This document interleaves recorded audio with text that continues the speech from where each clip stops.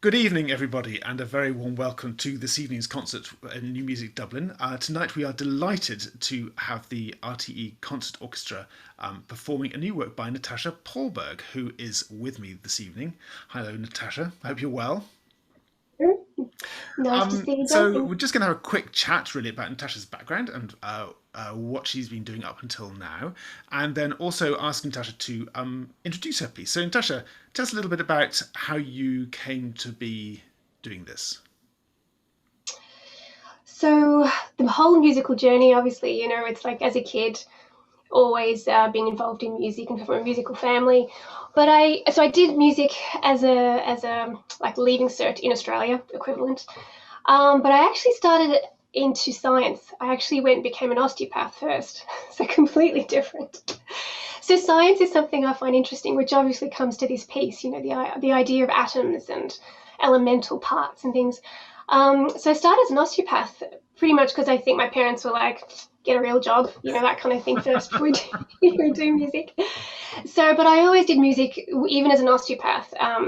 Worked part-time, but always did music. So, and then I went and did the MMT, Music and Media Technologies in Trinity, Masters a few years ago. I came to Ireland first, obviously, on a backpacking trip and never left. so, so I don't think my family were too pleased, but I just fell in love with Ireland. So anyway, I went to Trinity, and that's where I really got into the musicopathy, into music full time. And during that time, got the Fulbright scholarship actually to go to UCLA to do film scoring.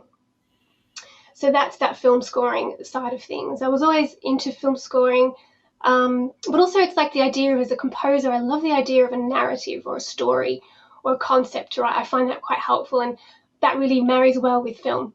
But also my background is concert music, contemporary music, having gone to Trinity, and I did a PhD as well in music composition and music technology. So that's kind of my background. So it's definitely a contemporary concert music feeding into film music. Right. Cool. That's very, very interesting to hear. Intriguing. Also, how long did you actually work as an osteopath for? For quite a while. I only actually gave it up about 2.5, 3 years ago completely. Right. There's something about, you know, obviously being a composer in a studio day in, day out, it can be quite isolating. It can actually be a lonely, or you're alone a lot of the time. And I did like the idea. I mean, I didn't work very much, maybe 5 hours a week for many years. For the last, maybe, 8 years, I've only worked about 5 hours, maybe 10 at the most. But it was so nice to actually just be with people. And just, I mean, I like people. I find them very interesting, people's stories. So it kind of gave me time out. And you meet some really interesting people in film as well, actually. So weirdly enough, sometimes I've gotten work through the osteopathy going into film.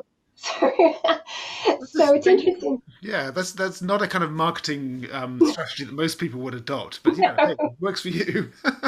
Exactly. It's just one of those serendipity things. But so I only gave it up purely because I just didn't have the time anymore about 2 years ago. That's great. I mean, your clients must have when they say, "Well, so what else do you do?" What you say? Yeah. "Oh, actually, this is my spare time job. I'm really a film composer." Oh, they're loving it. I get lots of messages now at the moment. Oh, I saw this, and they've seen the journey, obviously. Because when I was doing my PhD, I was working in the clinic as well. So it's been made a lot of friends too, a lot of really good people. Right.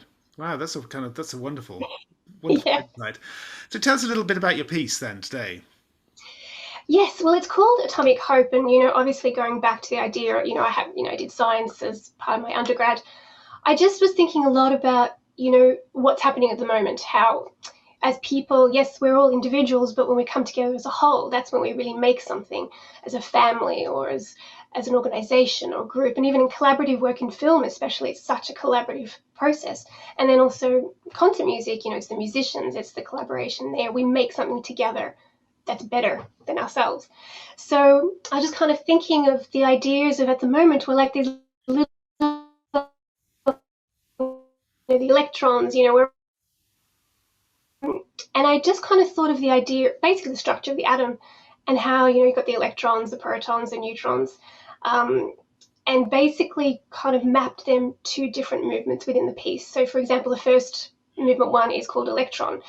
And electron, it's a negative charge. So I kind of felt it kind of represents, not that it's negative, but like industry and business, and how as humans and as a world, we think we're in control. We think we've got it all sorted, and obviously we don't with this pandemic. You can see how easily things can just be upended.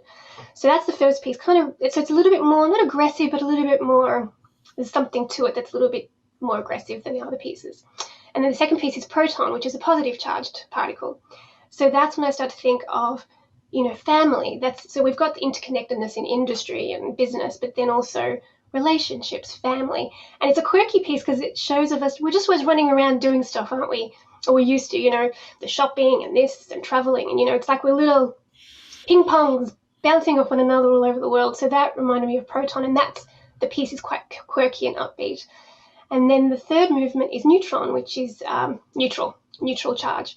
So that's when I was like, that represents where we are now at the moment. All of a sudden, it's just everything's neutral. We're in stasis. There's nothing, obviously there's lots of difficult things happening, but it's just a real sense of limbo and stasis. So the piece is much quieter, introspective as well, because I think this time we have time to think about what do we want? Who are we? And there's a lot of people thinking about their lives, and I think that will change when we come out of this, what they might do in the future.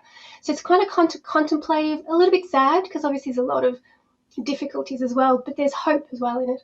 And that's the last, fourth movement is called Atomic Hope. The idea of slowly things will start up again, we'll come together and we'll make that whole again. And then it's the Atomic Hope at the end. Great. That's very precise and succinct as an introduction. Yeah. And also just to say that you are joined in this, visually speaking, by the animator James Keane, who is recording live animation. We say recording live animation. He's animating live to your piece as part of the presentation this evening. So, and you've worked fairly closely with him, is that right? Yes. So James Keane is a fabulous visual artist. So he has listened to the music. Obviously, he's been sitting with the music for a while and churning his connectedness to it. So he basically just draws what he feels in representing the music. And it's beautiful. I don't want to give too much away, but, it's such a beautiful piece of him connecting with the music. And he was talking about how it's his exploration of movement in relation to the elements. So we're all talking about elements and particles, the elements within the music as well, all the different parts that are coming together that he's showing visually. Wonderful. I can't wait to see it. That's very, very exciting. Yeah. Natasha, thank you very, very much indeed. And I really appreciate you talking with me today. And now we are off. Well, we're not off. It's actually already pre-recorded. We're going to hear and see the RTE Concert Orchestra's new work by Natasha Paulberg. Thank you very much indeed. Thank you very much.